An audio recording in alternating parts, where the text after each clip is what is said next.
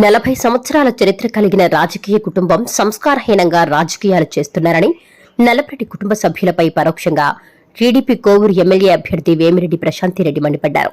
బుచ్చిరెడ్డిపాలెం మండలం రేబాల గ్రామంలో నిర్వహించిన ఎన్నికల ప్రచారంలో ఆమె ఈ వ్యాఖ్యలు చేశారు. ఈ మేరకు టీడీపీ, జనసేన, బీజేపీ నాయకులు ఆమెకు ఘన స్వాగతం పలికారు. టీడీపీకి ఓటు వేసి గెలిపించాలని ప్రజలకు అభివాదం చేస్తూ ప్రచార రథంలో ముందుకు సాగారు. తనపై విమర్శలు గుప్పించే వారికి సమాధానం చెప్పాల్సిన అవసరం తనకు లేదని స్పష్టం చేశారు.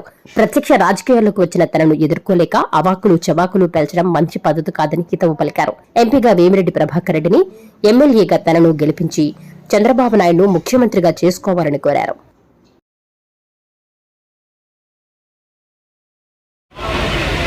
రేబాల గ్రామస్తులు సోదర సోదరీమణులు ఇంత ఘనంగా నాకు స్వాగతం పలికినందుకు ముందుగా వారికి నా ధన్యవాదాలు. అదేవిధంగా తెలుగుదేశం నాయకులు, కార్యకర్తలు, బీజేపీ నాయకులు, జన సైనికులు,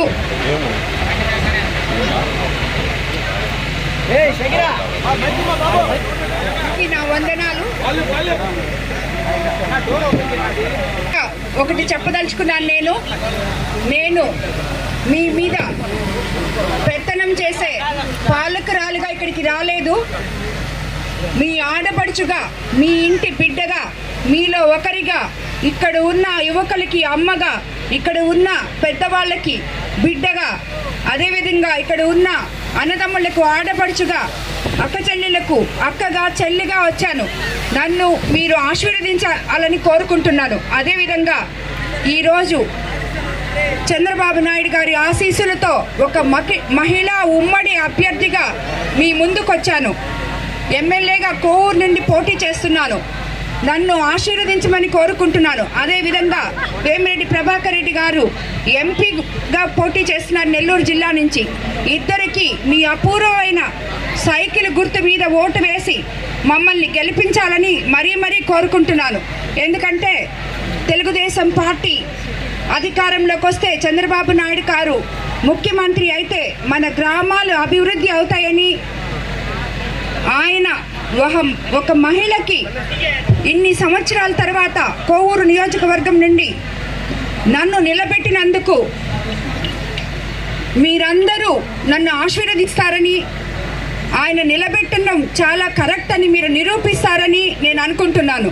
ఎందుకంటే మీరందరూ చూస్తూనే ఉన్నారు, 40 సంవత్సరాలు రాజకీయ చరిత్ర కలిగిన ఒక పెద్ద రాజకీయ కుటుంబం నుంచి వచ్చిన ప్రతిపక్ష నేతలు అనవసరంగా ఒక కుటుంబ స్త్రీగా ఉండి ఇన్ని రోజులు నేను ఇప్పుడు నా భర్తతో కలిసి రాజకీయాల్లోకి అడుగుపెట్టాను.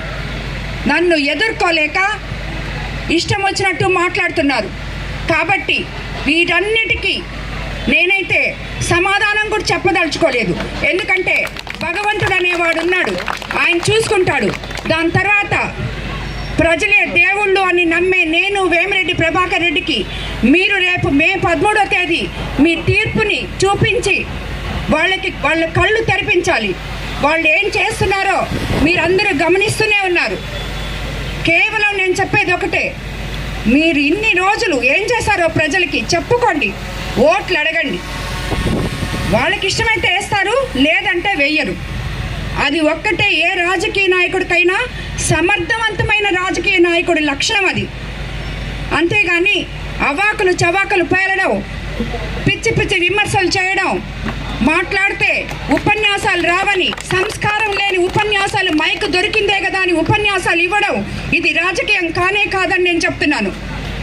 అదేవిధంగా మనము చంద్రబాబు నాయుడు గారిని ముఖ్యమంత్రిగా చేసుకుంటే మీకు ఇప్పటి వరకు తెలుగుదేశంలో ఉన్న వాళ్ళకి నేను నిన్ననే చూశాను, ఒక గ్రామంలో వైఎస్ఆర్సీపీ నాయకులు ఎంతవరకు ఉన్నారో అంతవరకే రోడ్ వేసిన తర్వాత వదిలేశారు. కాబట్టి మీరందరూ కూడా నేను ఒకటే చెప్తున్నాను, చంద్రబాబు నాయుడు గారిని ముఖ్యమంత్రిగా చేసుకోండి, మన గ్రామాలు అభివృద్ధి చేసుకోండి. అదే కాకుండా అందరికీ ముందుగా రంజాన్ శుభాకాంక్షలు. ఇక్కడున్న ముస్లిం సోదర సోదరీమణులకి